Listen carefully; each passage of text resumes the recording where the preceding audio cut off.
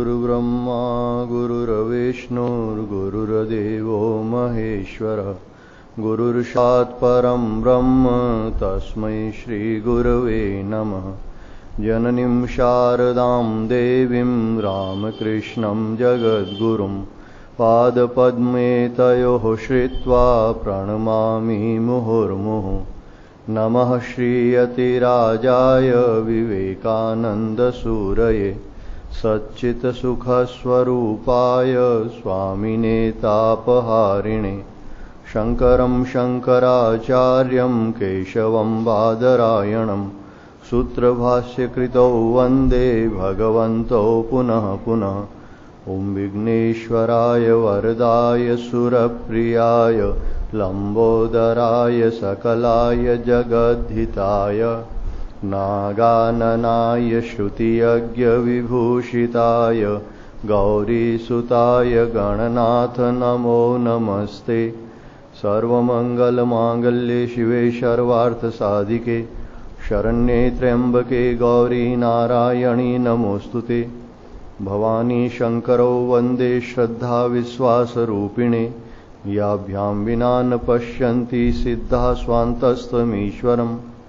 दक्षिणे लक्ष्मणो यस्य वामे च जनकात्मजा पुरतो मारुति यस्य तं वन्दे रघुनन्दनं। वसुदेवसुतं देवं कंसचाणूरमर्दनं देवकी परमानन्दं कृष्णं वन्दे जगद्गुरुं। नारायणं नमस्कृत्य नरं चैव नरोत्तमं देवीं सरस्वतीं व्यासं ततो जयमुदीरयेत्। ॐ पार्थाय प्रतिबोधतां भगवता नारायणेन स्वयं व्यासेन ग्रथितां पुराणमुनिना मध्ये महाभारतम्। अद्वैतामृतवर्षिणीं भगवतीम् अष्टादशाध्यायिनीम् अम्ब त्वामनुसन्दधामि भगवद्गीते भवद्वेषिणीम्। सर्वोपनिषदो गावो दुग्धा गोपालनन्दनः पार्थो वत्सः सुधीर्भोक्ता दुग्धं गीतामृतं महत् दुग्धं गीतामृतं महत्। श्रीमन्नारायण नारायण नारायण श्रीमन्नारायण नारायण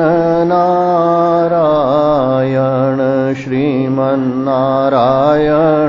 नारायण नारायण श्रीमन्नारायण नारायण श्रीमन्नारायण नारायण नारायण श्रीमन्नारायण नारायण नारायण श्रीमन्नारायण नारायण नारायण श्रीमन्नारायण नारायण नारायण श्रीमन्नारायण नारायण नारायण श्रीमन्नारायण नारायण नारायण श्रीमन्नारायण नारायण नारायण श्रीमन्नारायण नारायण नारायण। बोलिए सच्चिदानंद भगवान की जय। वंदनीय संत चरणों में प्रणाम। भगवत स्वरूप समस्त भक्तगण, भगवती स्वरूपा मातृशक्ति। श्रीमद् भगवद गीता नवम अध्याय। भगवान श्री कृष्ण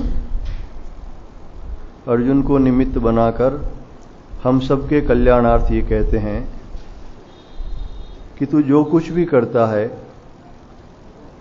जो कुछ भी खाता है, जो हवन करता है, जो दान करता है, तपस्या करता है, वह सब मेरे अर्पण कर, यानी उनका फल मुझे अर्पित कर दे। और उसका फल ये होगा कि तू संन्यास योग युक्तात्मा होगा, यानी जिस प्रकार से एक सन्यासी का चित्त होता है उसी प्रकार से समस्त कर्मों का फल भगवान को समर्पित करने के कारण वैसा ही कर्म बंधन से तू मुक्त हो जाएगा। यानी जिस प्रकार से एक सन्यासी कर्म बंधन से मुक्त हो जाता है, शुभ अशुभ कर्मों का कोई फल से बंधन में नहीं डाल सकता, वैसा ही भगवान को समस्त कर्मों का फल समर्पित कर देने से तू संन्यास योग युक्तात्मा होगा, उसी प्रकार के चित्त वाला हो जाएगा और तू कर्म बंधन से मुक्त हो जाएगा। और फिर भगवान ने कहा, समोहम सर्वभूतेषु न मे द्वेष्योस्ति न प्रियः ये भजन्ति तु माम भक्त्या मयि ते तेषु चाप्यहम्, कि मैं सब भूतों में समान हूं, न मेरा कोई प्रिय है न कोई अप्रिय है, फिर भी जो भक्त मुझे प्रेम से भजते हैं मैं उनके हृदय में प्रत्यक्ष रूप से प्रकट होता हूं। यानी विशेषता यही है कि जो भगवान का भजन करता है उसके अंतःकरण में भगवान प्रकट होते हैं और समान रूप से एक निराकार ब्रह्म रूप से परमात्मा सभी में विराजमान है। हर घट मेरा साईं खाली घट ना कोय, बलिहारी उस घट की जागर प्रगट होय। तो सब में है, फिर भी जिसमें प्रकट होते हैं उसकी विशेषता है। और भगवान कहते हैं मेरा किसी से कोई द्वेष नहीं है, कोई प्रियता नहीं है, लेकिन जिस प्रकार से सर्दी का निवारण करने के लिए हमें अग्नि के नजदीक जाना पड़ता है, अग्नि तो सबका सर्दी का निवारण करने के लिए तैयार है, उसी प्रकार से जो भगवान से जुड़ता है, जो भगवान के शरण में आता है, वो भगवान की भक्ति प्राप्त करके भगवान के दर्शन करता है और समस्त कर्म बंधन से मुक्त हो जाता है। अब आगे भगवान जो कह रहे हैं कि केवल मेरे पूर्व में जो सदाचारी भक्त हैं वो तो मुझे प्रिय हैं ही, लेकिन अगर पूर्व में किसी ने कोई दुराचार भी किया है और अब अगर वो मेरा भजन करता है, ऐसा उसने निश्चय कर लिया है, तो वो भी मुझे ही प्राप्त होता है। अपि चेत सुदुराचारो भजते मामनन्य भाग, साधुरेव समन्तव्यः सम्यक व्यवसितो हि सः। अपि चेत सुदुराचारो, भगवान के कोई अतिशय दुराचारी, सुदुराचार, सुष्टु दुराचार, यानी जिसने भली भांति बहुत सारे भली पाप कर्म किए हैं, लेकिन वह भी अगर अनन्य भाव से मेरा भक्त होकर मुझे भजता है, यानी उसने अगर भगवान का ही आश्रय ले लिया अनन्य भाव से, यानी अब उसने संसार का आश्रय, पाप कर्मों का आश्रय छोड़ दिया है और अब केवल मेरा ही भजन करता है, तो उसे साधु ही मानना चाहिए। साधु रेव स मंतव्य, भगवान कहते हैं। अगर ऊपर से उसमें कुछ कमी भी दिखाई दे, उसमें भले साधु का वेश नहीं है या पूर्व में उसने पाप कर्म किए हैं, उसके कारण उसके स्वभाव में अगर कुछ कमी भी दिखाई दे, तो भी उन्हें साधु ही मानना चाहिए। इनको दूर ले जाओ भाई।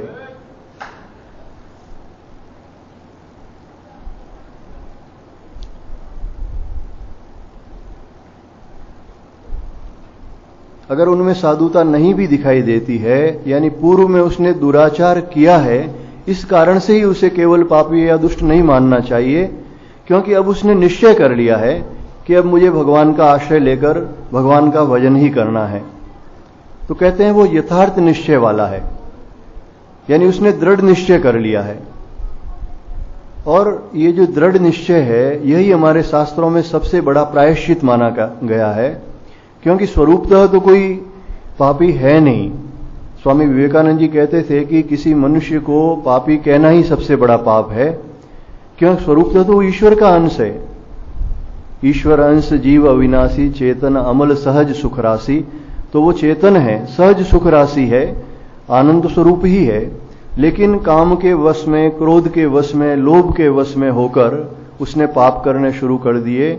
और अब अगर उसने निश्चय कर दिया कि अब से मैं पाप कर्म नहीं करूंगा, ऐसा जो सम्यक व्यवस्थित, यानी जिसका निश्चय पक्का है, और भगवान ने दूसरे अध्याय में जैसे कहा था, व्यवसायत्मिका बुद्धि एक ही है कुरु नंदन, ये निश्चयात्मक बुद्धि एक ही होती है। जब ये एक निश्चय कर लिया जाता है कि अब मुझे भगवान का भजन ही करना है, तो इस प्रकार का यथार्थ निश्चय उसके सारे पाप हर लेता है। क्योंकि जो भी ये पाप कर्म हैं, ये आने जाने वाले हैं, हमारे अंतःकरण में आते हैं, हमारे स्वरूप में नहीं होते। जैसे घर में अगर कोई गंदगी आ जाती है, अगर कोई जानवर आ जाता है तो वो आता है चला भी जाता है, गंदगी है तो उसे साफ भी कर सकते हैं। तो ये हमारे अंतःकरण में अगर बुरे भाव आए या किसी ने पाप कर्म किया, लेकिन उसने निश्चय कर लिया है तो फिर उसे पापी नहीं मानना चाहिए। भगवान कहते हैं उसे साधु ही मानना चाहिए। अब ये प्रश्न हो सकता है कि प्रायः तो पापी लोग हैं वो भजन करते ही नहीं हैं, क्योंकि भगवान ने खुद ने पहले जो कहा है कि जो आसुरी स्वभाव वाले हैं वो मेरा भजन नहीं करते।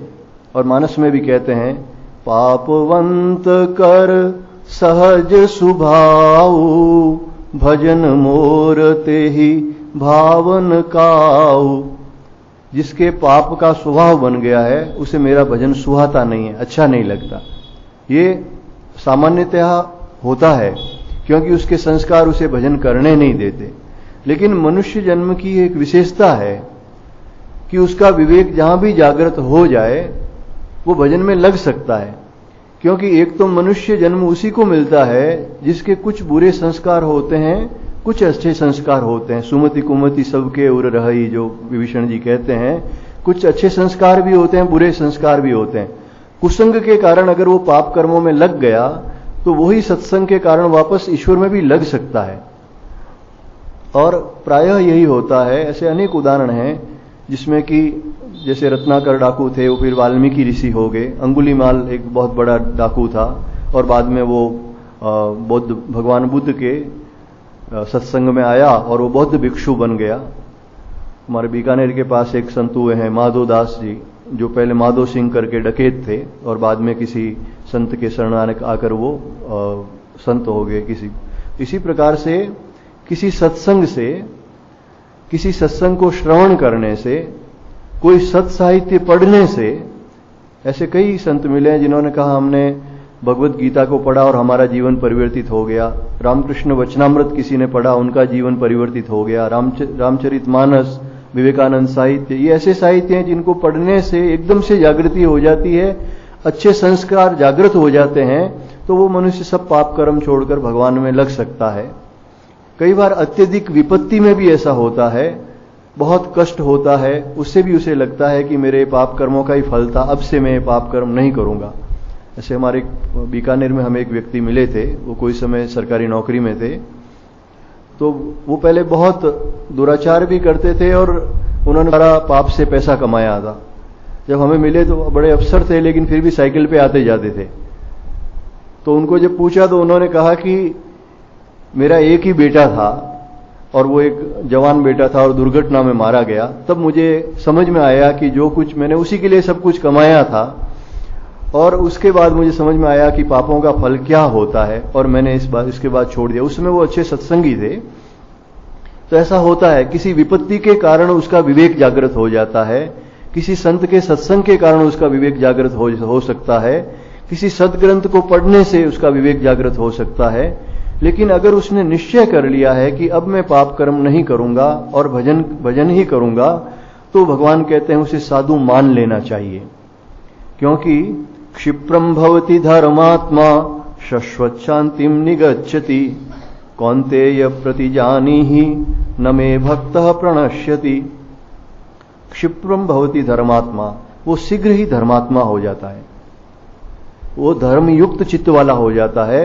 अब उसके जो पूर्व के संस्कार, पाप कर्म के संस्कार हैं, उससे वो तुरंत, भगवान तो कह रहे हैं क्षिप्रम, यानी जल्दी वो धर्मात्मा हो जाता है। धर्मात्मा क्यों हो जाता है कि एक तो उसने निश्चय कर लिया कि मैं परमात्मा का हूं, जो वास्तविक उसका स्वरूप था। दूसरा, उसने ये जो दृढ़ निश्चय किया कि अब से मैं पाप कर्म नहीं करूंगा, उसके कारण अब आगे से पाप कर्म तो उसके बंद हो गए। और फिर उसने भजन करने का जो निर्णय किया, उस ईश्वर का भजन करने से पूर्व के पाप के संस्कार हैं वो उसके नष्ट हो जाते हैं। अब जितनी तीव्रता से भजन होता है उतने ही पापों के संस्कार जल्दी नष्ट हो जाते हैं।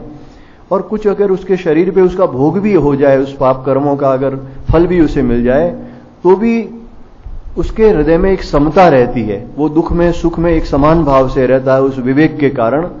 इसलिए ही भगवान कहते हैं कि वो धर्मात्मा हो जाता है, धर्मयुक्त चित्त वाला हो जाता है और शाश्वत शांतिम निगच्छति, और उसे परम शांति मिल जाती है। जैसे ही मनुष्य पाप कर्मों से निवृत्त होता है और भगवान के भजन में लगता है तो उसे परम शांति प्राप्त हो जाती है। फिर भगवान कहते हैं, अर्जुन तू निश्चय पूर्वक जान कि मेरा भक्त नष्ट नहीं होता। भगवान के कुछ जो प्रतिज्ञा वाक्य हैं इस भगवत गीता में, उसमें से ये एक है। भगवान कहते हैं तू निश्चय कर ले मेरे भक्त का कभी नाश हो ही नहीं सकता। यानी जिसने भगवान की शरण ले रखी है, जो भगवान से प्रेम करता है, उसने पूर्व कैसे ही कर्म किए हैं, लेकिन अब अगर उसने दुष्कर्म छोड़ दिए हैं तो वो निश्चित रूप से नष्ट नहीं होता, वो अंततः भगवत प्राप्ति ही करता है। श्रीमद् भागवत में एकादश स्कंद में जो दत्तात्रेय जी के 24 गुरुओं की बात आती है, उसमें एक पिंगला नाम की स्त्री का जो वर्णन आता है, तो उसने जीवन में दुष्कर्म किया। जनक जी के नगरी में रहती थी, विदेह नगरी में रहती थी, लेकिन वो वेश्यावृत्ति करती थी, नगर के बाहर एक मकान लेके रहती थी। लेकिन एक रात्रि में उसके विवेक जागृत होता है। अर्धरात्रि तक वो इंतजार करती है, उसे कोई धन देकर खरीदने वाला पुरुष नहीं मिलता, और उसका मन है एकदम से ग्लानि से भर जाता है। हालांकि भगवान दत्तात्रेय जी के 24 गुरुओं में ये कथा है, और भगवान दत्तात्रेय जी ने जिन जिन को देखा था, जिन जिन से शिक्षा ग्रहण की थी, उन्हीं के बारे में लिखा है। इसलिए शायद भगवान दत्तात्रेय जी की कोई करुण दृष्टि उनके ऊपर पड़ गई कि ये आधी रात तक है, ये स्त्री अंदर बाहर आ जा रही है और इसको शांति नहीं मिल रही है और ये अपने जीवन का दुरुपयोग कर रही है। तो शायद उन्हीं की कोई करुण दृष्टि से या भगवत कृपा से उनके हृदय में एक विवेक जागृत हुआ, और वो कहने लगी अपने मन ही मन कि मुझे इतना जो ये एक सुंदर शरीर मिला है, मनुष्य योनि मिली है, और मेरे हृदय में साक्षात परमात्मा विराजमान है, और मैं विदेह की नगरी में रह रही हूं, जनक राजा की नगरी में रह रही हूं, और फिर भी मैंने अब तक पाप कर्म किए, इन हड्डी मांस के पुतलों से, पैसों के लिए इनसे मैंने भगवान से संबंध क्यों नहीं जोड़ा। अब आज के बाद में ये कर्म नहीं करूंगी और मैं अब भगवान का ही चिंतन करूंगी। ऐसे करके उसने दरवाजा बंद किया और शांति से अपने कमरे में सो गई। तो जो भगवान कहते हैं शाश्वत शांतिम निगच्छति, उसे परम शांति प्राप्त हो जाती है। जैसे ही उसने निश्चय किया कि अब मैं पाप कर्म नहीं करूंगी, अपने हृदय में विराजमान जो परमेश्वर है उन्हीं का चिंतन करूंगी, वही मेरे सब कुछ है, उसे तत्काल शांति प्राप्त हो गई, परम शांति प्राप्त हो गई। माम ही पार्थ व्यपाश्रित्य ये पिशु पाप योनयः स्त्रियो वेश्यास्तथा शूद्रास्ते पियांति पराम गतिम।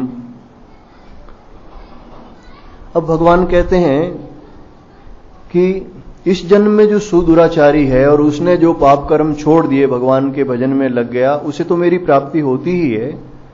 कुछ अन्य व्यक्ति जो होते हैं जिन्होंने कोई पूर्व जन्म में पाप कर्म किए हैं और उसके कारण उन्हें कोई निम्न योनि मिली है, पाप योनय।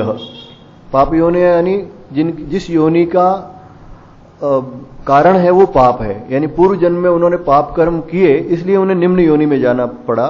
चाहे पशु पक्षी आदि योनियों में भी हो सकता है, और मनुष्य योनियों में भी है तो शूद्र आदि या चांडाल आदि ऐसी योनियों में उनको जाना पड़ा।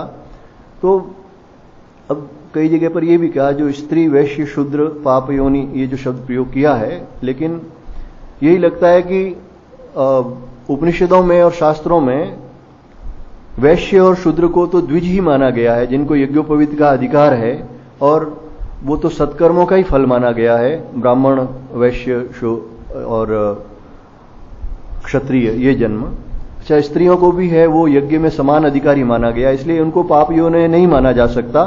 केवल जो चांडाल आदि योनियां हैं या यवन हूण आदि जो इस प्रकार के जो कहे गए हैं, या पशु पक्षी योनियां हैं, उनकी ही बात यह हो सकती है कि वो पाप योनियां हैं। लेकिन इन योनियों में भी, जैसे स्त्री योनि में, वैश्य योनि में, शूद्र योनि में, उसमें साधन की इतनी सुविधा या स्वतंत्रता नहीं है जितनी कि पुरुष योनि में है, या जितनी कि ब्राह्मणादि जिनके पूर्व के संस्कार बहुत अच्छे होते हैं उनमें है। तो अगर इसमें से कोई भी योनि हो, लेकिन भगवान कहते हैं मेरी शरण होकर वह परम गति को प्राप्त होता है।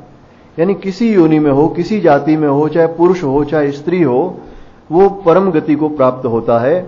अब इसमें पशु पक्षी योनियां हैं, वो सामान्यतया भजन की अधिकारी नहीं मानी जाती, वो भगवत प्राप्ति नहीं करती।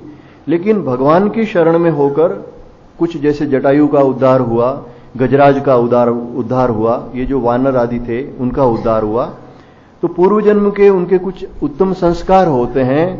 पशु योनि में रहने के बावजूद भी उनमें जो ये मानवीय चेतना होती है, जैसे ऋक्षराज जामवंत थे, वो रीछ की योनि में थे, फिर भी उनमें मानवीय चेतना थी और कृष्णावतार में उनका उद्धार हुआ। तो इस प्रकार से पशु पक्षियों का भी उद्धार हो सकता है। तो मनुष्यों में तो चाहे किसी योनि में हो, चाहे पुरुष हो, चाहे स्त्री हो, चाहे वैश्य हो, चाहे शूद्र हो, ये सभी भगवत प्राप्ति कर सकते हैं। और इसमें अगर कोई निम्न योनि में जाता है तो पूर्व जन्म के पाप कर्म ही उसका कारण होते हैं। इसलिए इस जन्म में हमें पाप कर्म नहीं करने चाहिए जिससे कि वापस निम्न योनि में जाना पड़े। भगवान शंकराचार्य कहते हैं कि मनुष्य को आरूढ़ पतित नहीं होना चाहिए। अगर वो ब्राह्मण कुल में है या राजर्षि है, क्षत्रिय कुल में है, तो उससे नीचे नहीं जाना चाहिए। उसके कर्म इतने अच्छे होने चाहिए कि वो परमात्मा प्राप्ति करे। जीवन का उद्देश्य तो परमात्मा प्राप्ति है। देवऋषि नारद का जहां वर्णन आता है पुराणों में, उनके 3 जन्म की कथा आती है। तो देवऋषि नारद बनने के पूर्व में वो दासी पुत्र बने, और उसके पूर्व में वो गंधर्व थे, यानी देवयोनि में थे। उससे पूर्व उन्होंने कुछ अच्छे कर्म किए, इसलिए देवऋषि नारद उसके पूर्व गंधर्व थे। और देवयोनि में वो अप्सराओं के साथ रहते थे, गीत वगैरह जो गंधर्व लोग गाते हैं, गाते बजाते हैं, वो करते थे। लेकिन एक बार देवताओं की सभा में जहां ब्रह्मा जी आदि विराजमान थे, और वहां आकर उन्होंने कुछ ग्राम्य गीत गाने शुरू किए। यानी भगवान की सभा में, देवताओं की सभा में हमेशा भगवान के नाम गुण अनुवाद गाए जाते हैं, और उन्होंने सामान्य कुछ ग्राम्य गीत जिसे कहते हैं वो गीत गाने शुरू किए। और उसके कारण ब्रह्मा जी ने उनको श्राप दिया कि तू शूद्र योनि में चला जा, तू पृथ्वी पे चला जा। तो इस कारण से उन्हें पृथ्वी पे जन्म लेना पड़ा और एक दासी के पुत्र के रूप में जन्म लेना पड़ा। लेकिन वहां वापस उन्हें महात्माओं का सत्संग मिला। फिर उनका पूर्व के अच्छे जो संस्कार थे वो जागृत हुए, और उन्होंने साधन भजन किया, ईश्वर के दर्शन किए, और उसके आगे के कल्प में वो ब्रह्मा जी के पुत्र होकर जन्म लिया उन्होंने, और परमात्मा प्राप्ति करके फिर वो देवऋषि हो गए। तो इस प्रकार से मनुष्य अच्छे कर्मों के कारण ही परमात्मा प्राप्ति करता है या उच्च योनि में जन्म लेता है, और निम्न कर्मों के कारण ही वो निम्न योनि में जन्म लेता है। लेकिन भगवान का भजन करने में किसी को कोई बाध्यता नहीं है। इसलिए भगवान आगे कहते हैं, किम पुनर्ब्राह्मणः पुण्या भक्ता राजर्षयस्तथा अनित्यम असुखम लोकम इमं प्राप्य भजस्व माम। कि जब शूद्र, वैश्य आदि ये भी मुझे प्राप्त कर सकते हैं, तो फिर ब्राह्मणों और पुण्यशील राजऋषियों का तो कहना ही क्या। यानी जिनके पूर्व के अत्यंत पुण्य कर्म हैं, उन्होंने ब्राह्मण जन्म लिया है, या राजाओं में भी राजऋषि है, यानी राजा होकर भी वो भोगी राजा नहीं है, बल्कि ऋषि की तरह रहने वाले राजा, जैसे अम्बरीश राजा हुए, युधिष्ठिर हुए, जनक आदि हुए, ये सब राजऋषि थे। तो इस प्रकार से वो तो अगर मेरी शरण लेते हैं तो परम गति प्राप्त करते हैं, इसमें कहना ही क्या है। तो भगवान कहते हैं यहां पर अर्जुन को निमित्त बनाकर हम सबके लिए ये कहते हैं, असुखम अनित्यम। ये जो संसार है ये सुख रहित है। पहले भी जहां आया था एक जगह, दुखालय, अशाश्वत दुखालयम। ये क्षण भंकुर है, नाशवान है, और दुखालय है संसार। यहां भी एक असुखम और अनित्यम। असुखम यानी इसमें सुख नहीं है, दुख ही अधिक है, और अनित्य है, क्षण भंगुर है। इसलिए इस मनुष्य शरीर को प्राप्त कर भजस्व माम, तू मेरा भजन कर। ये भगवान हम सबके लिए एक तरह से आदेश देते हैं कि चाहे किसी योनि हो, किसी जन्म में हो, पुरुष हो, स्त्री हो, कोई वर्ण में हो, कोई आश्रम में हो, तू मनुष्य योनि प्राप्त की है तो भजन कर। उमा कहूं मैं अनुभव अपना, सत हरि भजन जगत सब सपना। भगवान कहते हैं कि, भगवान शिव कहते हैं कि मेरा अनुभव यही है कि ये भजन ही है वो सत्य है, क्योंकि परमात्मा सत्य है और परमात्मा प्राप्ति भजन से ही हो सकती है। बाकी ये जो संसार है, इसमें जहां भी हम सुख के लिए जाते हैं, धन में सुख है, इसमें सुख है, उसमें सुख है, वहां भी हमें दुख मिलता है। और इस दुखालय से, इस क्षण भंगुर संसार से अगर मुक्त होना है, जन्म मरण के बंधन से मुक्त होना है, तो भगवान कहते हैं तू भजन कर। अनेक ब्राह्मण जैसे अत्रि, कर्दम, भारद्वाज आदि ऋषि हुए, यहां तक कि 88,000 ऋषि है वो नैमिषारण्य में तपस्या करते थे। तो ब्राह्मण का तो जो ये शरीर है ये भजन करने के लिए ही मिला है। लेकिन उसके अलावा भी जितनी भी योनियां हैं, जितनी भी जाति है, क्योंकि सभी में भक्त हुए, जनक, अम्बरीश, युधिष्ठिर आदि ये क्षत्रियों में हुए, वैश्यों में भी समाधि वैश्य है, तुलाधार वैश्य है, अभी जैसे ये जयदयाल जी गोविंद का, हनुमान प्रसाद जी पोदार वगैरह हुए। ऐसी मेरे ख्याल से कोई जाति नहीं है, कोई वर्ण नहीं है। निम्न वर्ण में भी जो जिनका जन्म हुआ, रैदास हुए, सबरी हुए, निषाद राज, केवट आदि, ये जितने भी भक्त हुए हैं, तो इनमें ये नहीं है कि कोई ऊंची जाति में है या नीची जाति में है। स्त्रियों में भी मीराबाई, करमेती बाई, फूलीबाई, सहजोबाई आदि बहुत सारी स्त्रियां हुई है। पूर्व में देवहूति जी आदि हुई, गोपिकाएं है। तो जो भी जन्म मिला है, जहां भी है, भगवान कहते हैं इस मनुष्य शरीर को प्राप्त करके तू निरंतर मेरा भजन कर। और भजन कैसे करना चाहिए इसे भी भगवान इस अंतिम श्लोक में बताते हैं।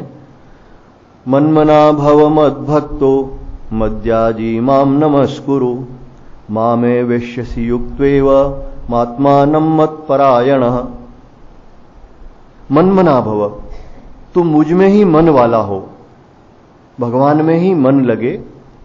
भगवान में मन कब लग सकता है? जब भगवान के साथ अपनापन होता है। एक स्वाभाविक है जिसे हम अपना मानते हैं, ये मेरा है और मुझे इससे सुख मिलेगा, उसके प्रति स्वाभाविक रूप से एक चिंतन होता है, हमारा मन वहीं अटका हुआ रहता है।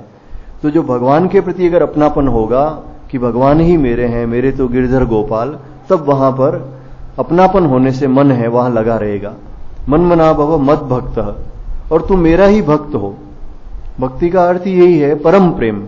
जो संसार में एक एक से हम प्रेम लगाकर बैठे हैं, उसकी जगह हमारा परम प्रेम परमात्मा से हो। क्योंकि शरीर के पहले भी और ये शरीर जाने के बाद में भी अंततः हमारा संबंध है वो परमात्मा से ही रहेगा, वो ही नित्य हमारे हैं। मध्याजी, मेरा पूजन करने वाला हो, यानी भगवान की जो मूर्ति आपको प्रिय है, इष्ट है, एक तो उस इष्ट मूर्ति का घर में पूजन करना चाहिए। और गृहस्थों के घर में पंचदेव उपासना का भी विधान है, भगवान शिव का, नारायण का, जगदम्बा का, गणेश जी का और सूर्य भगवान का, इन पांचों का पूजन होना चाहिए। और उसमें जो भी आपके इष्ट देव हैं उनका पूजन करें, लेकिन उसके साथ में जितने प्राणी हैं इस संसार में उनमें ईश्वर विराजमान है, इसलिए उनके साथ जो व्यवहार है वो भी पूजा है। तो वो व्यवहार भी ठीक होना चाहिए। जहां देवहूति जी और कपिल भगवान का वृत्तांत आता है श्रीमद् भागवत में, वहां कपिल भगवान कहते हैं कि जो केवल मूर्ति में मेरी पूजा करते हैं लेकिन सभी की आत्मा रूप मुझे नहीं देखकर अन्य प्राणियों का अपमान करते हैं, अनादर करते हैं, उनकी वो पूजा राख में आहुति देने के समान है। जैसे राख के अंदर आहुति दी जाती है, अग्नि में आहुति दी जाती है तो वो सार्थक होती है, भस्मी में अगर आहुति दी जाए तो वो सार्थक नहीं होती है।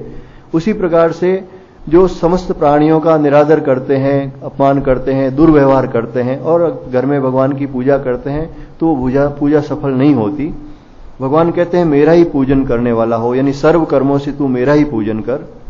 और माम नमस्कुरु, मुझको ही प्रणाम करने वाला हो, यानी भगवान जो स्वरूप में है, जहां भगवान की मूर्ति है, उनको तो प्रणाम करना ही चाहिए, लेकिन सबके हृदय में परमात्मा विराजमान है, उन्हें भी हम मन ही मन प्रणाम कर सकते हैं।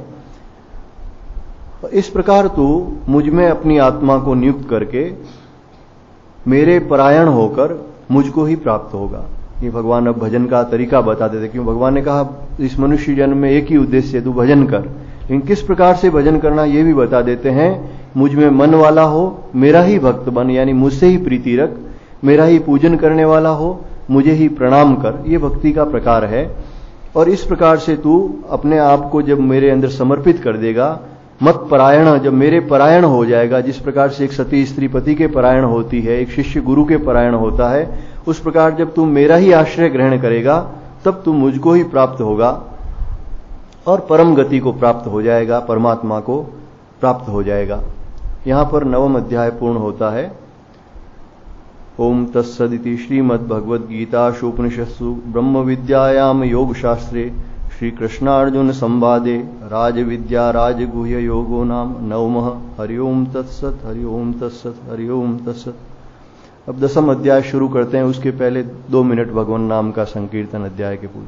हरि शरणम हरि शरणम हरि शरणम हरि शरणम हरि शरणम हरि शरणम हरि शरणम हरि शरणम हरि शरणम हरि शरणम हरि शरणम हरि शरणम हरि शरणम हरि शरणम हरि शरणम हरि शरणं हरि शरणं हरि शरणं हरि शरणं हरि शरणं। बोलिए सच्चिदानंद भगवान की जय।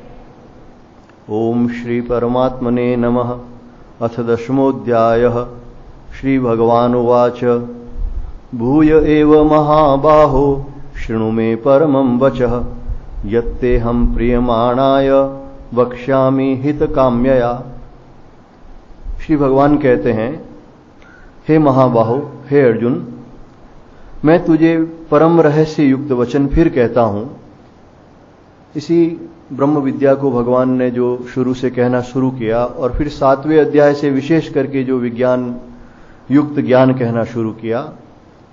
8वें अध्याय में भगवान ने 7 प्रश्नों के उत्तर दिए, अधियज्ञ, अधिभूत, ब्रह्म, कर्म और अंत समय में गति कैसे होती है आदि 7 प्रश्नों के उत्तर दिए। लेकिन उसके बाद 9वां अध्याय भगवान ने स्वयं शुरू किया। उसमें अपनी भक्ति का विशेषता से वर्णन किया कि तू मुझे पत्र पुष्प फल तोय समर्पित कर, जो कुछ भी कर्म करता है मुझे समर्पित कर, ऐसा करने से तू मुक्त हो जाएगा। 34 श्लोक 9वें अध्याय के भगवान ने बोले और यहां भी 11 श्लोक करीब 10वें अध्याय के बोलते हैं। तब अर्जुन की पूर्ण धारणा होती है भगवान के ईश्वरीय रूप के प्रति, तब अर्जुन स्तुति करते हैं। ये हम देखते हैं 4थे अध्याय में भगवान ने कहा था यदा यदा ही धर्मस्य ग्लानिर्भवति भारत, कि मैं ही अवतार रूप में जन्म ग्रहण करता हूं। लेकिन वहां पर अर्जुन ने भगवान की कोई स्तुति आदि नहीं की। फिर प्रश्न होते गए, अन्य उत्तर, यानी भगवान के प्रति अत्यंत श्रद्धा होने के बावजूद भी भगवान साकार रूप में जो मित्र रूप में उनके सामने खड़े हैं, ये योगेश्वर हैं, लेकिन ये साक्षात ईश्वर हैं, शायद उनकी धारणा पूरी तरह से नहीं हो पाई। क्योंकि भगवान सामने हैं और वो कह रहे हैं कि मैं साक्षात ईश्वर ही हूं, और उसके बावजूद अगर उसका भक्त उनकी स्तुति नहीं करे, ये संभव नहीं होता। लेकिन इस 10वें अध्याय में फिर भगवान की अर्जुन स्तुति करते हैं 11 श्लोक के बाद में। यहां भगवान फिर इसी अपने ईश्वरीय तत्व को ही विशेषता से कहते हैं, निरंतर कह रहे हैं। अब इसमें भगवान की कृपा ही केवल है, केवल कृपा। भगवान यहां कह रहे हैं हित काम्यया, मैं तुम्हारे हित के लिए ये बात कह रहा हूं, जिससे कि तुम्हारे अंदर ये ईश्वर के प्रति पूर्ण श्रद्धा का भाव बन जाए। हे महाबाहो, मेरे परम रहस्य युक्त वचनों को सुन, जिसे मैं तुझे अतिशय प्रेम वाले के लिए हित की इच्छा से कहूंगा। यानी मैं तुम्हारा सोरद हूं, सोरदम सर्वभूता नाम भगवान ने कहा है, मैं तुम्हारा सोरद हूं और तू मेरे प्रति प्रेम रखता है, इसीलिए मैं तुम्हें ये रहस्य युक्त वचन कह रहा हूं। क्योंकि सामान्यतः अगर कोई मनुष्य किसी के सामने कहे कि मैं ईश्वर मैं ही हूं, तो मनुष्य ये सोचता है कि ये आत्म प्रशंसा कर रहे हैं, किसी प्रकार का भाव, विपरीत भाव भी हो सकता है। लेकिन जो अतिशय श्रद्धा युक्त है, प्रेम युक्त है, उसी के सामने ये बात कही जाती है। जैसे भगवान श्री रामकृष्ण देव का हम देखते हैं कि उन्होंने जीवन के अंत काल में स्वामी विवेकानंद जी के सामने ये बात कही कि जो राम है वो कृष्ण है, वही रामकृष्ण है। कुछ उनके और अंतरंग भक्त थे जिनके सामने उन्होंने उनके इष्ट देव का स्वरूप प्रकट किया, किसी के सामने शिव रूप में, किसी के सामने जगदम्बा रूप में दर्शन दिया। लेकिन प्रत्येक व्यक्ति को ये नहीं कहते। कई लोग आते कहते महाराज आप तो साक्षात ईश्वर ही हैं, वो कहते नहीं भाई मैं तो आप सबका दास हूं, तुम्हारे रोम के बराबर भी मैं नहीं हूं। तो हर एक के सामने ये गूढ़ जो रहस्य है ये प्रकट नहीं करते। भगवान कहते हैं कि मैं तेरे हित के लिए और तू मेरा प्रिय है, इसीलिए तुम्हारे सामने ये रहस्य प्रकट कर रहा हूं। न मे विदुः सुरगणः प्रभवं न महर्षयः अहमादिर्हि देवानां महर्षीणां च सर्वशः। मेरी उत्पत्ति को देवता लोग भी नहीं जानते और महर्षि जन भी नहीं जानते, क्योंकि मैं सब प्रकार से देवताओं और महर्षियों का भी आदि कारण हूं। तो भगवान अपना प्रभुत्व प्रकट करते हैं कि ये जो मैं लीला से प्रकट होता हूं, पर यथार्थ में मैं अजन्मा ही हूं और सच्चिदानंद स्वरूप से हूं। मेरी उत्पत्ति को देवता लोग भी, इंद्र वरुण कुबेर आदि, ये भी नहीं जानते, और ये जो सप्त महर्षि वगैरह है ये भी नहीं जानते। ये क्यों नहीं जानते? भगवान कारण बताते हैं कि इन सब का आदि कारण मैं हूं, इनकी उत्पत्ति मुझी से हुई है। जैसे एक पुत्र है वो अपने पिता की उत्पत्ति या दादा की उत्पत्ति नहीं जान सकता, वैसे ही ये जो महर्षि और ये तो सब मेरे बाद में उत्पन्न हुए हैं, मुझी से उत्पन्न हुए हैं। इसलिए मेरा आदि कारण कोई नहीं जान सकता, और आदि इसलिए भी नहीं जान सकते कि भगवान अनादि है। वो ऐसा है ही नहीं कि उस समय वो भगवान उत्पन्न हुए थे। वो अनादि हैं, इसीलिए कहते हैं कि ये महर्षि देवता कोई भी मेरे आदि को नहीं जान सकते। यो माम अजम अनादिम च वेत्ति लोकमहेश्वरम असम्मूढ़ समर्थ्येषु सर्व पापे प्रमुच्यते। और जो मुझको अजन्मा, अजम यानी अजन्मा जानते हैं, जन्म रहित जानते हैं, और अनादि जानते हैं, और सर्वलोक महेश्वरम, समस्त लोकों का ईश्वर मैं हूं, इस प्रकार से जो जानते हैं वह मनुष्यों में ज्ञानवान पुरुष है। असम्मूढ़ यानी वो मोहग्रस्त पुरुष नहीं है, विवेकी पुरुष है, और वह संपूर्ण पापों से मुक्त हो जाता है। सर्व पापे प्रमुच्यते। अब इसका एक तो कारण ये है, वो सब पापों से मुक्त कैसे हो जाता है ये जानने मात्र से। भगवान मनुष्य शरीर में उसके सामने है, और केवल मोहग्रस्त होने के कारण, जैसे दुर्योधन आदि इनको भगवान नहीं मानते थे, शकुनी आदि ये मानते थे कि हमसे भी बड़े मायावी हैं, लेकिन भगवान रूप में नहीं मानते थे, इसलिए उनके पाप नष्ट नहीं हुए। लेकिन विदुर जी, उद्धव जी वगैरह जो इनको भगवान रूप में मानते थे, वो परमात्मा को ही प्राप्त हो गए। तो जो व्यक्ति मनुष्य शरीर में साकार रूप में भी पूर्ण श्रद्धा कर लेता है कि ये साक्षात ईश्वर हैं, समस्त लोकों के महेश्वर हैं, ये अजन्मा हैं, अनादि हैं, केवल लीलावश इन्होंने रूप धारण किया है, तो इस प्रकार से उनको भगवत स्वरूप जानते ही वो समस्त पापों से मुक्त हो जाते हैं। क्यों? भगवान तो उनके सामने है ही, उनका दर्शन केवल भगवत स्वरूप में करना है। भगवत स्वरूप में जैसे ही वो दर्शन करते हैं वो समस्त पापों से मुक्त हो जाते हैं। और दूसरा इसका एक कारण और भी है कि जो उन्हें इस ईश्वर रूप में मान लेते हैं कि ये साक्षात ईश्वर ही हैं, तो निश्चित रूप से वो उनकी शरण हो जाते हैं, उनका भजन करना शुरू कर देते हैं, और उस सत्संग के प्रभाव से वो समस्त पापों से मुक्त हो जाते हैं। बुद्धिर्ज्ञानम सम्मोह क्षमा सत्यम दमः शमः सुखम दुखम भवो भावो भयम चा भयमेव च अहिंसा समता तुष्टि तपोदानम यशो यशः भवन्ति भावा भूतानां मत्त एव पृथग्विधा। अब भगवान कहते हैं कि जैसे मैं महर्षियों का, देवताओं का आदि हूं, वैसे ही संसार में जितने सद्भाव आदि हैं उनका भी आदि मैं ही हूं। बुद्धि यानी जिससे निश्चय किया जाता है, ये शक्ति जिससे कि हम जिस संकल्प विकल्प उठते हैं उसमें एक का निश्चय करते हैं, उसे बुद्धि कहते हैं, निश्चयात्मक शक्ति। और ज्ञानम, जिसके द्वारा किसी वस्तु का यथार्थ स्वरूप हम जानते हैं। और दूसरा तत्व ज्ञान भी है, परमात्मा भी ज्ञान है, और किसी भी वस्तु का ज्ञान कि अमुक वस्तु है, अमुक है, ये घड़ी है, ये मेज है, तो इसका यथार्थ स्वरूप जानना है, ये भी ज्ञान है, सांसारिक ज्ञान है, ये व्यवहारिक ज्ञान है। और परमात्मा का ज्ञान है जिसे तत्व ज्ञान कहा है, ये समस्त ज्ञान है वो भगवान कहते हैं मुझी से आता है। यानी मनुष्यों में जो ये ज्ञान प्रकट होता है, जो चेतना है, वो मेरी ही है। असम्मूढ़ता, असम्मोह यानी विवेक शक्ति, जो पशुओं में प्राय नहीं पाई जाती, मनुष्य में ही पाई जाती है कि मनुष्य का कर्तव्य क्या है, अकर्तव्य क्या है, धर्म क्या है, अधर्म क्या है। ये जो विवेक शक्ति है, भगवान कहते हैं ये भी मेरे ही द्वारा दी गई है। क्षमा यानी कोई अपमान करे, निंदा करे या कष्ट दे तो भी मन में विकार उत्पन्न नहीं हो, और दंड देने में समर्थ होने के बावजूद भी अगर उसे क्षमा कर दे। एक तो बहुत कमजोर आदमी होता है जो अत्याचार केवल सहन करता है, इसलिए वो कमजोर है, विरोध करना चाहता है तो भी नहीं कर सकता, वो क्षमा नहीं है। जो समर्थ पुरुष है, दंड दे सकता है, फिर भी अगर करुणावश उसे क्षमा कर देता है तो वो क्षमा का भाव है। और सत्य यानी जैसा हमने देखा है, सुना है, समझा है, उसी प्रकार से आगे कहना, ये सत्य है। दमः यानी इंद्रियों का वश में करना, इंद्रियों को दमन करना, इंद्रियों को निर्बाध रूप से विषय भोगों में नहीं जाने देना। शमः यानी मन का संयम। और सुख दुख, ये दो जो भाव आते हैं, सुख यानी अनुकूल परिस्थिति, दुख यानी प्रतिकूल परिस्थिति, जिसके कारण हर्ष विषाद होता है, प्रसन्न हो जाते हैं, एकदम से दुखी हो जाते हैं। पर ये जो अनुकूल और प्रतिकूल परिस्थिति आती है, भवः अभाव यानी जो उत्पत्ति होती है सृष्टि की, प्रलय होता है, भय और अभय, कोई भय का यानी जिसके कारण हमें भय उत्पन्न होता है, एक शरीर में रोमांच उत्पन्न होता है, विशेष करके भय मृत्यु का ही होता है। बाकी जितने भी भय हैं, पशु पक्षियों से भय है, रोग से भय है, भूत प्रेतों से भय, ये सारे के सारे भय मूल में शरीर नष्ट नहीं हो जाए, इसी का भय रहता है, मृत्यु का ही भय रहता है। और निर्भयता, किसी में निर्भयता पाई जाती है। जो सात्विक व्यक्ति होते हैं, साधक होते हैं, ईश्वर पर निर्भर होते हैं, वो पूरी तरह से निर्भय होते हैं। और जो कुछ लोग हैं जो प्रत्येक वस्तु से डरते हैं, बहुत भयभीत रहते हैं।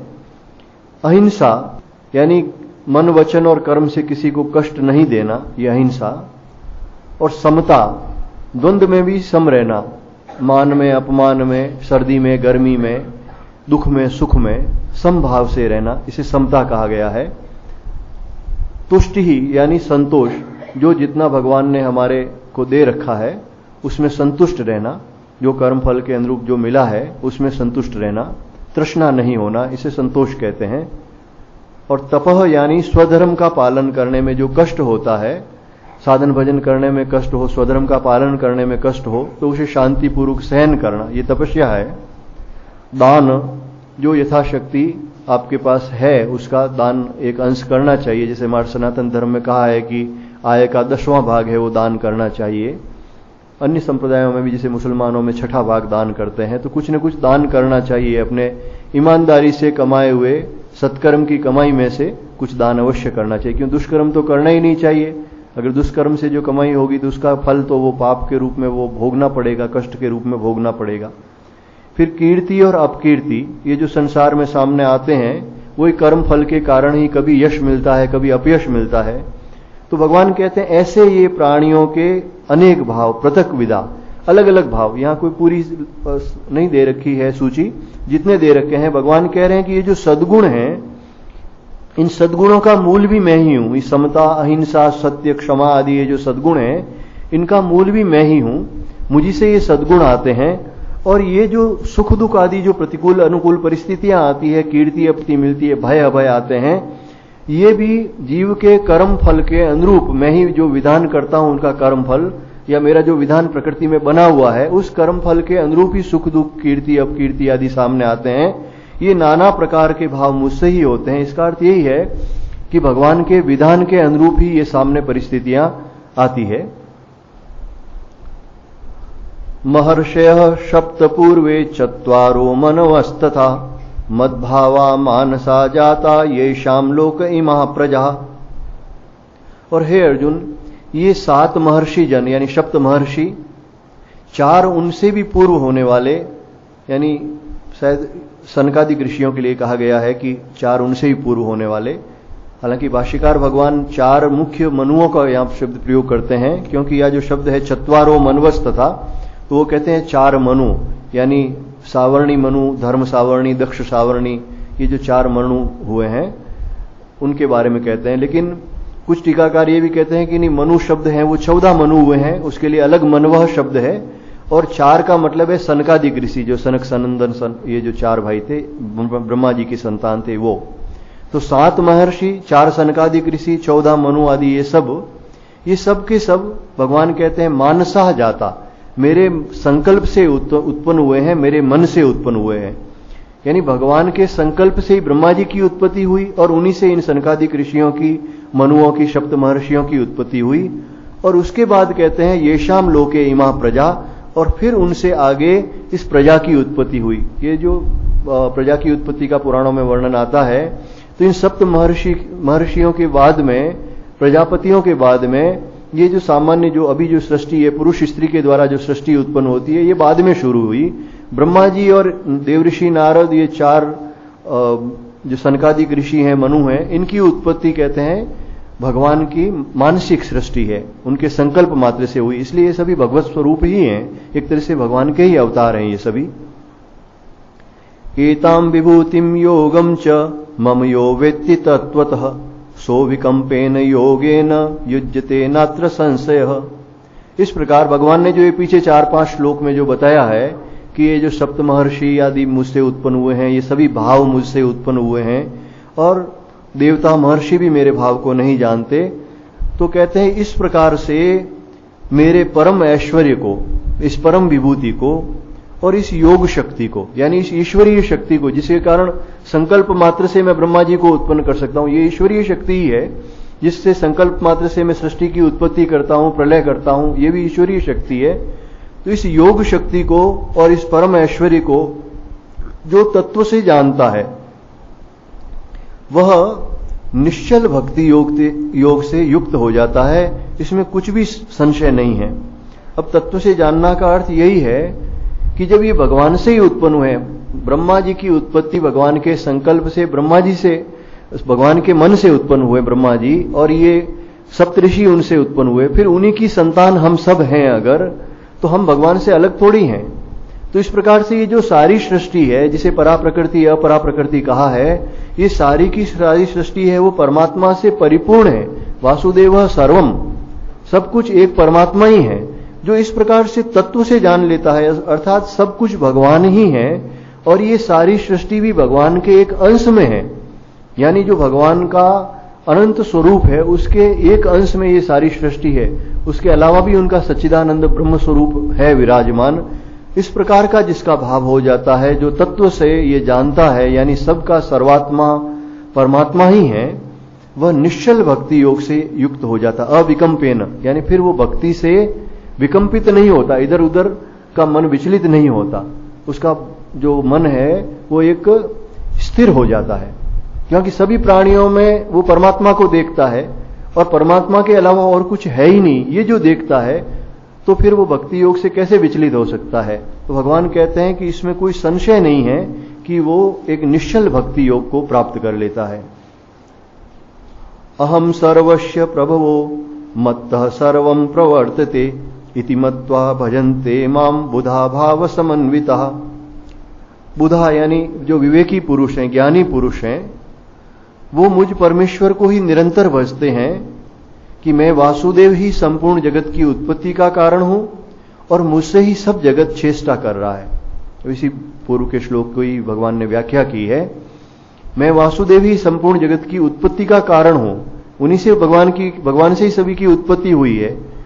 जैसे उपनिषदों में आता है कि जहां एक अग्नि जलाते हैं तो अग्नि से चिंगारियां उठती है, उसी प्रकार से कहते हैं जहां परमात्मा है, परमात्मा से अग्नि से चिंगारियों की तरह ही इन सब जीवात्माओं की उत्पत्ति हुई है। तो एक एक चिंगारी है वो अग्नि ही है, एक चिंगारी से वापस अनंत अग्नि पैदा हो सकती है। तो उसी प्रकार से कहते हैं ये सारी सृष्टि है, ये भगवान का ही स्वरूप है। और फिर कहते हैं समस्त जगत जो चेष्टा कर रहा है, जो कुछ भी क्रिया कर रहा है, ये सब मेरे भीतर ही कर रहा है, मेरे कारण ही कर रहा है, मेरी चेतना शक्ति के कारण ही समस्त मनुष्य, समस्त प्राणी हैं वो चैतन्य हो रहे हैं। इस प्रकार जो श्रद्धा और भक्ति से बुद्धिमान पुरुष, विवेकी पुरुष मुझे भजते हैं, ऐसे भक्तजन मुझ परमेश्वर को निरंतर भजते हैं, यानी उनके मन में फिर किसी प्रकार का विचलन नहीं आता और वो मुझे ही भजते हैं। और ऐसे भक्तों की क्या स्थिति होती है, क्योंकि वो संसार को सत्य नहीं मानते, सब में परमात्मा को ही मानते हैं। इसलिए मच्चित्ता मद्गत प्राणा बोधयन्तः परस्परम कथयन्तश्च माम नित्यम तुष्यन्ति च रमन्ति च। मच्चित्तः, वो निरंतर मुझ में चित्त वाले हैं, यानी मुझे ही अपना परम प्रेमी, परम सुहृद मानकर, अपना आत्मीय मानकर अपना मन निरंतर मेरे अंदर लगाए हुए हैं। वो मेरा ही चिंतन करते हैं, क्योंकि वो मुझे ही देखते हैं सब में, इसलिए मेरा ही चिंतन करने वाले। और मद्गत प्राणा, उन्होंने समस्त प्राणों को मुझ में अर्पित कर दिया है। वैसे प्राण शक्ति से ही हमारे शरीर की समस्त क्रियाएं होती है, देखना, सुनना, खाना, पीना, ये प्राण शक्ति के कारण ही होती है। जैसे ही प्राण इस शरीर से प्रयाण कर जाते हैं, शव हो जाता है। तो इसका अर्थ ये भी है कि जो प्राणों के द्वारा जितनी भी क्रियाएं हो रही है, जो कुछ हम सत्कर्म कर रहे हैं, खा पी रहे हैं, जो भी कर, यत् करोसी यदस्नासी यत् जुहोसी ददासी यत्, जो पहले आया, जो कुछ करता है, दान करता है, तपस्या करता है, यज्ञ करता है, वो सब का सब मुझे समर्पित करते। तो भगवान यहां कहते हैं मद्गत प्राणा, ऐसे भक्तजन वो हैं जो अपने प्राणों को मुझ में समर्पित किए हुए हैं, यानी उनकी सारी की सारी क्रियाएं एक तो मुझ में समर्पित है। और जब वो मेरा चिंतन नहीं कर पाते या अगर मेरा भजन नहीं होता है तो उनके प्राण व्याकुल हो जाते हैं, मेरे बगैर वो रह नहीं सकते, उनके प्राण हैं वो मेरे अंदर ही अटके हुए हैं। तो इस कारण से भी वो मद्गत प्राणा हैं। और बोधयन्तः परस्परम, वो आपस में जब चर्चा भी करते हैं, बातचीत भी करते हैं, कथयंत यानी जो कुछ कहते हैं, चर्चा करते हैं, तो वो मेरे बारे में ही करते हैं, क्योंकि मेरे गुण और प्रभाव सहित मेरी चर्चा करते हैं, मेरे बारे में ही कथन करते हैं। जैसे भगवान गोपिकाओं का वर्णन आता है श्रीमद् भागवत में, वो भगवान की लीलाओं का ही गान करती थी, भगवान की लीलाओं के बारे में ही चर्चा करती थी, और कभी कभी तो चर्चा करते करते स्वयं कृष्ण रूप हो जाती थी। मतलब लीला करते करते कभी कहती देखो मैंने गिरिराज उठा दिया है। इस प्रकार से मतलब उनके मन में कृष्ण भाव की उद्दीपना होती थी। निरंतर चिंतन करने के कारण फिर चर्चा उन्हीं की होती है। भगवान श्री रामकृष्ण देव एक बात कहते थे कि भाई जो जैसा खाता है वैसी डकार आती है। अगर किसी ने घी खाया है तो घी की डकार आती है, और मूली खा के आता है तो मूली की डकार आती है। तो जैसा चिंतन चलता है दिन भर वैसी ही चर्चा होती है, वैसी ही बातचीत होती है। तो ये जो मच्चित्ता मद्गत प्राणा है, जिनका मन भगवान में ही समर्पित है, जिनके प्राण भगवान में ही समर्पित है, जिनका चिंतन निरंतर परमात्मा का चलता है, तो आपस में जो परस्पर चर्चा करते हैं, कथन करते हैं, वो भी भगवान का करते हैं। और तुष्यंती च रमंती च, वो उसी में संतुष्ट रहते हैं। संसार की किसी चीज से मुझे संतुष्टि मिलेगी ऐसी बात नहीं है। वो उस भगवान की चर्चा में, भगवान के चिंतन में, उसी से वो संतुष्ट हैं, आनंद में हैं, और उसी में वो रमण करते हैं। रमण करते हैं यानी उनके साथ अंतरंग क्रियाएं होती है उनकी। भगवान का दर्शन करते हैं, भगवान का स्पर्श करते हैं, उनके साथ वार्तालाप करते हैं, कभी हंसते हैं, कभी रोते हैं। किस लिए? आंतरिक रूप से वो भगवान को ही देख रहे हैं, भगवान की लीलाओं का अनुभव करते हैं, उन्हीं में रमण करते हैं। ऐसे भक्तों के लिए भगवान कहते हैं तेषाम सतत युक्तानाम भजताम प्रीतिपूर्वकम ददामि बुद्धि योगम तम ये न मामुपयांति ते। तेषाम सतत युक्तानाम, इस प्रकार निरंतर मेरे जो ध्यान में लगे हुए भक्त हैं, मच्चित्ता मद्गत प्राणा जो है, और प्रीतिपूर्वकम, जो प्रेम पूर्वक भजताम, मेरा भजन कर रहे हैं। यानी एक तो भजन होता है वो किसी दिखावे के लिए हो या भय के कारण हो। कोई कष्ट होता है तो लोग भजन करने लगते हैं कि घर में कोई बाधा होगी तो कहते हैं ये कोई भूत प्रेत की बाधा है, चलो हनुमान चालीसा का पाठ करो, सुंदरकांड पाठ करो। ये भजन होता है एक तो वो भी अगर एक निष्काम भाव से हनुमान जी का सुंदरकांड का पाठ करें, रामचरितमानस का पाठ करें, तो वो प्रेम पूर्वक भजन है। और एक भय के कारण भजन होता है, किसी लोभ के कारण कोई काम नहीं हो रहा है इसलिए ये पाठ करवा दो, ये जप कर दो, कीर्तन कर दो, अभिषेक कर दो। ये सारा का सारा जो है कोई भय के कारण, दिखावे के लिए, लोभ के कारण जो होता है, ऐसा नहीं। भगवान कहते हैं ये मेरे भक्त हैं, वो प्रीति पूर्वकम, केवल प्रेम पूर्वक भजन करना हमारा कर्तव्य है, और भगवान के बगैर हमसे रहा नहीं जाता, उनका मन भगवान के बगैर रहता नहीं है, इसीलिए वो भगवान का भजन करते हैं। ऐसे भक्तों के भगवान कहते हैं बुद्धि में मैं तत्व ज्ञान देता हूं, ददामि तम बुद्धि योगम, जिससे वे मुझको ही प्राप्त हो जाते हैं। अब ये भगवान ने इस भगवत गीता में कई श्लोकों में हम ये देखते हैं कि एक विशेषता है भगवान की, कि जब वह भक्ति का वर्णन करते हैं तो भक्ति का वर्णन करके अंत में उसे ज्ञान में परिवेशित कर देते हैं। भक्ति और ज्ञान को एक कर देते हैं। जहां ज्ञान का वर्णन है कि जो ऐसे ज्ञानी हैं वो मुझे प्रीतिपूर्वक भजते हैं, और जो ऐसे प्रेमी हैं जो निरंतर मेरा चिंतन करते हैं, मेरे में ही रमण करते हैं, फिर कहते हैं मैं उन्हें तत्व ज्ञान दे देता हूं।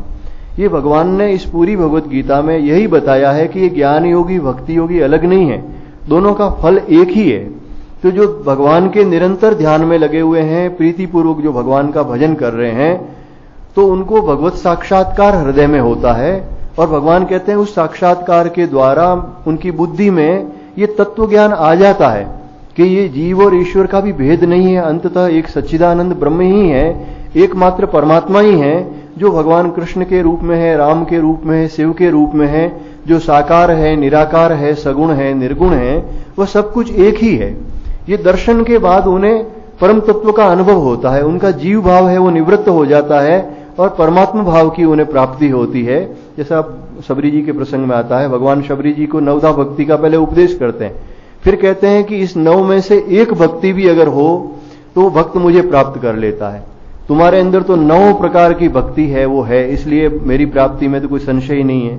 फिर भगवान का दर्शन सामने हो रहा है, शबरी जी उनकी पूजा कर रहे हैं, उनको बेर समर्पित कर रहे हैं, लेकिन भगवान कहते हैं इस दर्शन का फल क्या?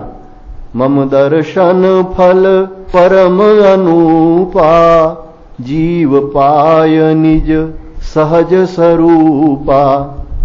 मेरे दर्शन का फल यह है कि जीव अपने सहज स्वरूप को प्राप्त कर लेता है, अपने सच्चिदानंद स्वरूप को प्राप्त कर लेता है।